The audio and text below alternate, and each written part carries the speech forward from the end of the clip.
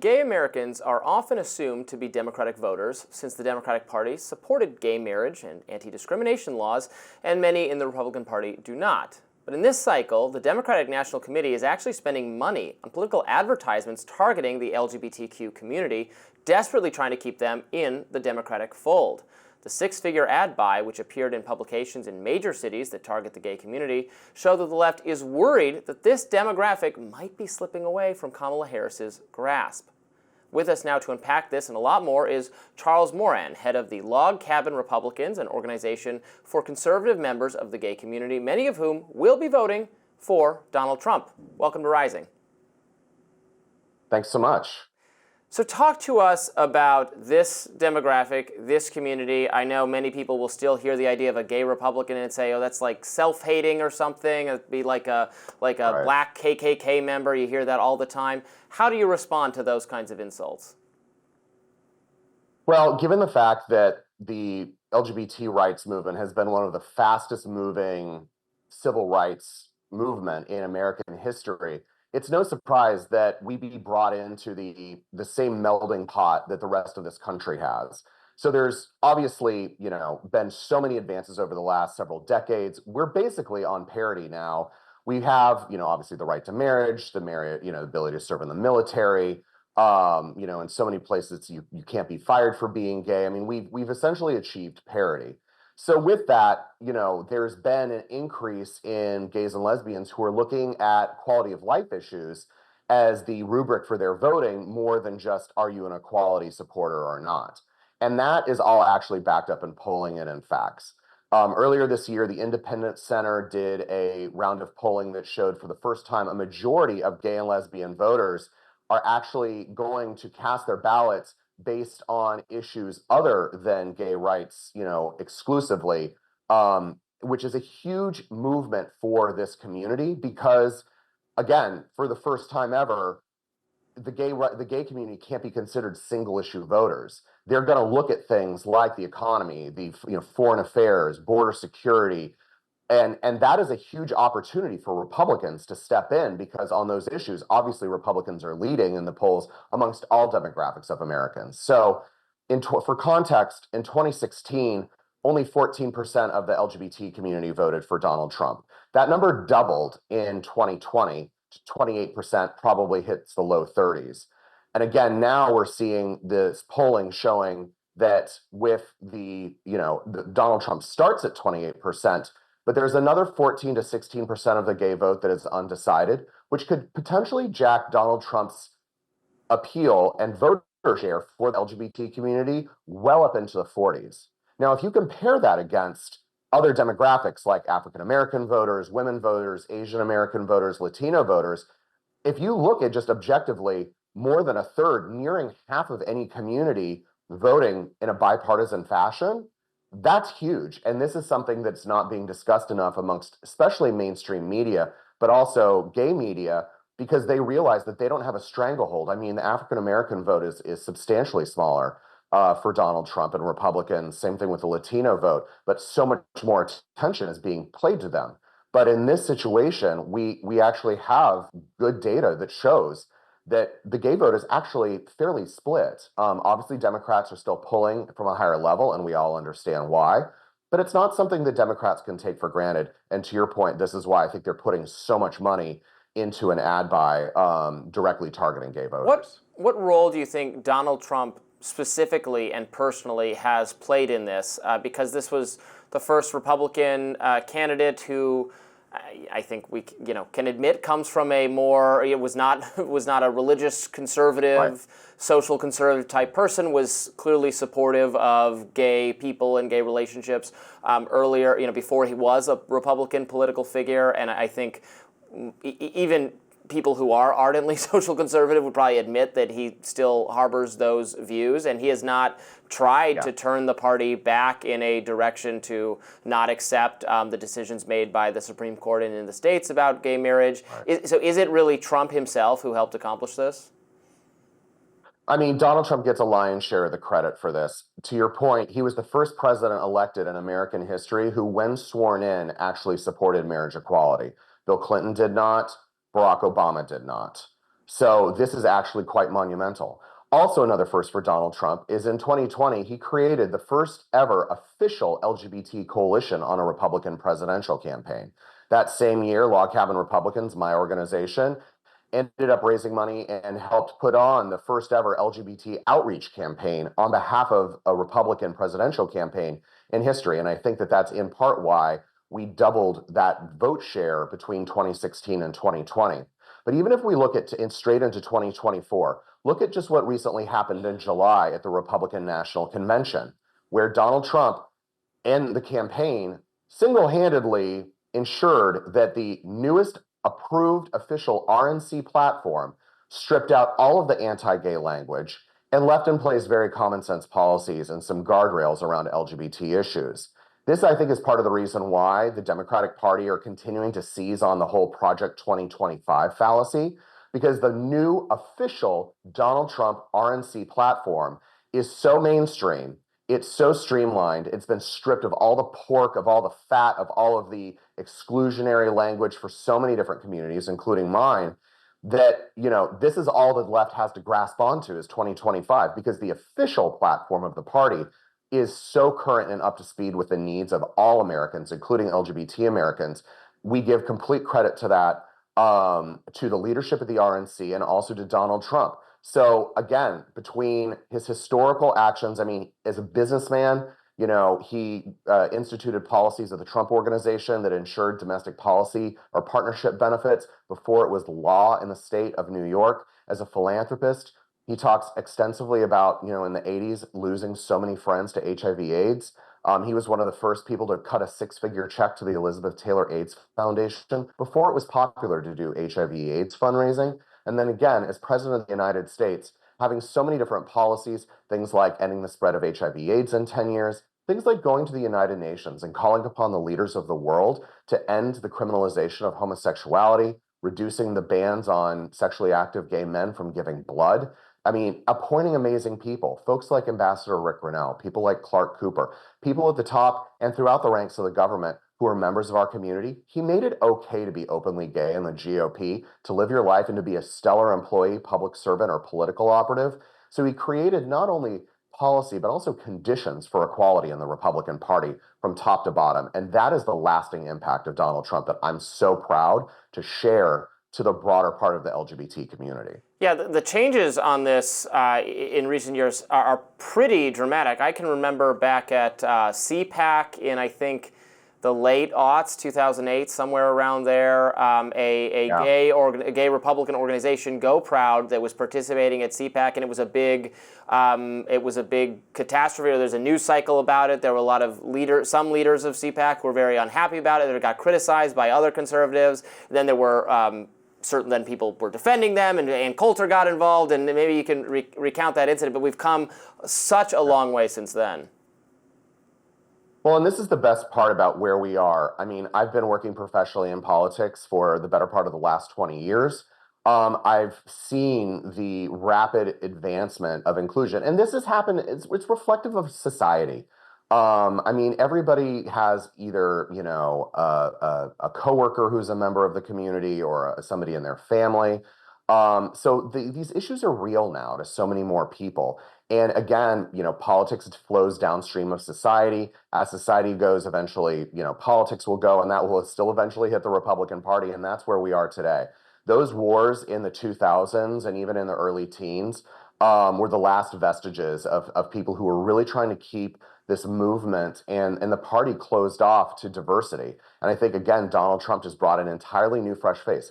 Look, there's always been gay people in the Republican Party at the highest levels. But when you actually make it okay for people to be their true selves, live their authentic lives, you're going to get the best work out of people. And that, again, is Donald Trump's focus. Is just valuing on what you give, valuing you on your impact to the organization, to the company, to the world. And that is, we saw just so much movement so quickly. And as a result of that, again, we've seen this year so many disaffected Democrats and independents who are joining our movement. We created the Trump Unity Coalition to bring in not just, LGBT conservatives and Republicans and our straight allies that are equality minded, but also those independents, those disaffected Democrats, people part of the Tulsi Gabbard world, part of the RFK Jr. world. We're working hand in hand. I brought in the RFK LGBT coordinator into Log Cabin so that we're working in sync. This is an entirely new way of conducting politics. It's not top down, it's bottom up. And I think it's part of the reason why Donald Trump right now is leading in the polls and why we have there's so much joy and energy and excitement at all of these events where it's doom and gloom and chaos on the left. Continuing my conversation with Charles Moran of the Log Cabin Republicans, who's making a pitch to gay voters that they could vote for Donald Trump, pointing out that this group is not a monolith who is only going to always vote for the Democratic Party. You know, Charles, we were talking about also earlier on Rising today, you know, this is true for a lot of other groups, affinity groups, identity groups. Like, it's not, immigration is not the top or only demand of Hispanic voters. The only demand of the only interesting issue for Arab Americans is not the war in Gaza. For Jewish voters, it's not just Israel. There's the economy, immigration, etc. All of those things matter too. Right. And this is just, again, a continuation of that. I mean, immigration affects all Americans, not just gay Americans. I mean, the situation economically and, you know, interest rates, those hit gay businesses and gay individuals as much as they hit everybody else.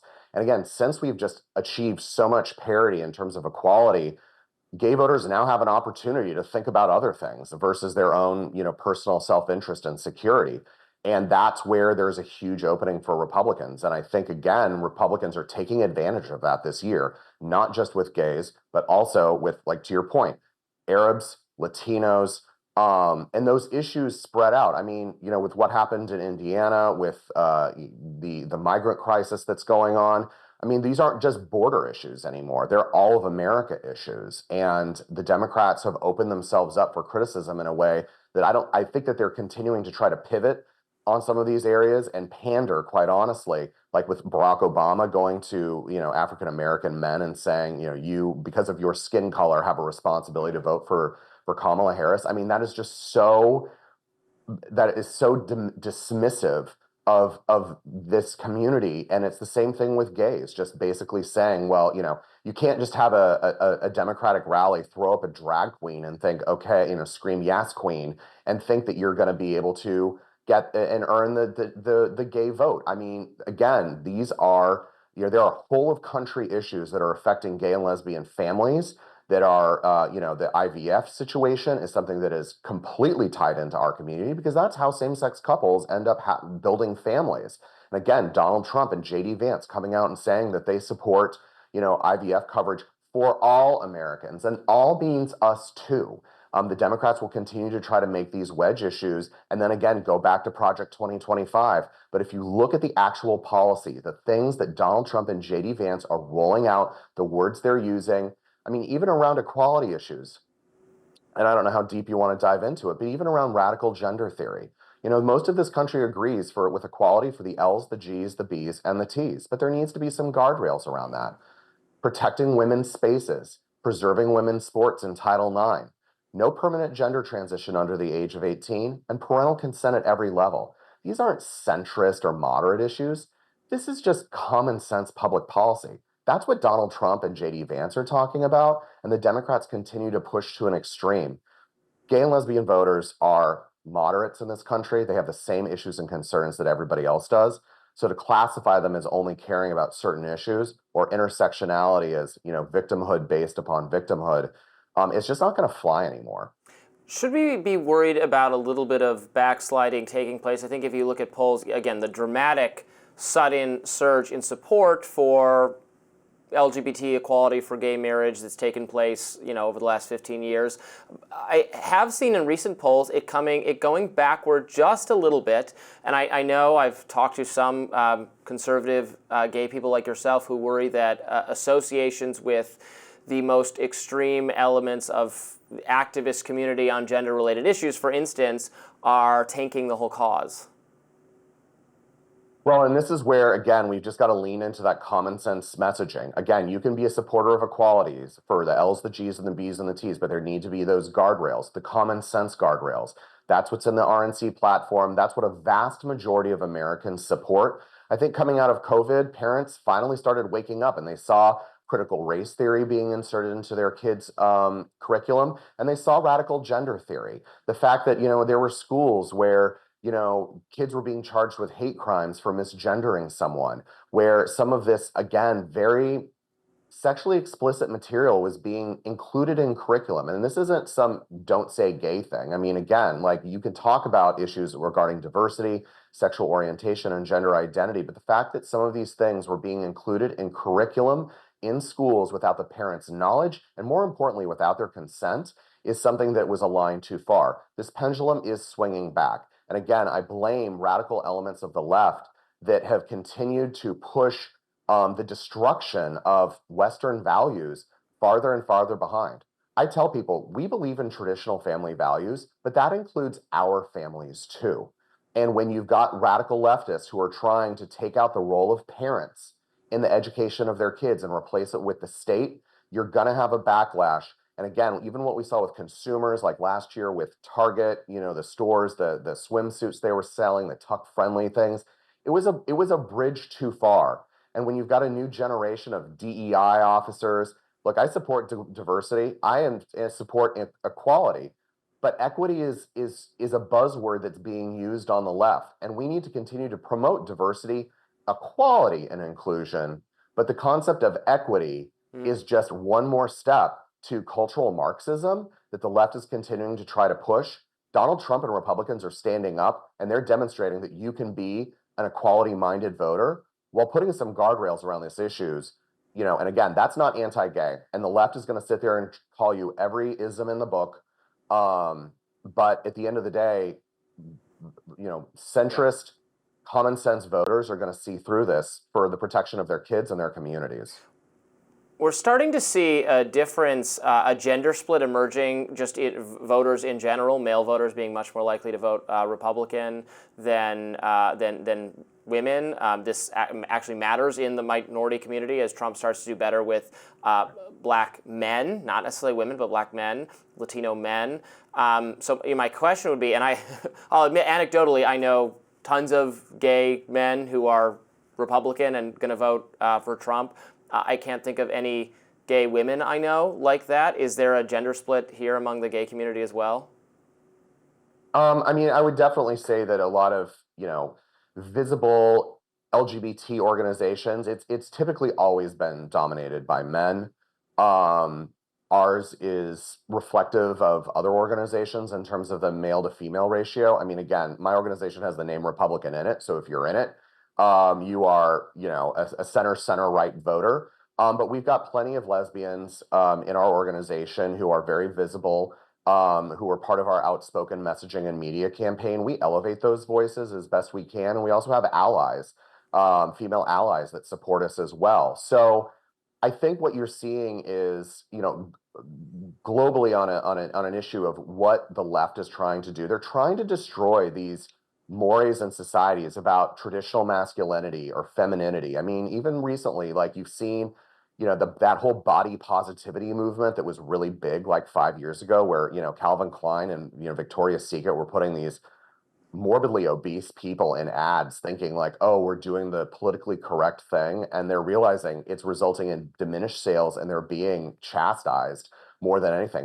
It may be politically correct, but it's certainly not where their customer base is. And it's not healthy either. I mean, sitting there and trying to convince people that morbidly obese people are healthy and gaslighting, it's just not based in any kind of science.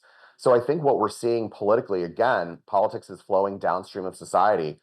Calvin Klein, Victoria's Secret have absolutely changed all of that marketing because they know it doesn't sell their products. It's not where America is. And the consistent gaslighting by the left saying, trying to say one thing when the voters know something completely opposite, you're going to see that. And I think you're seeing that with the gender divide now in society where women want to be women, men want to be men.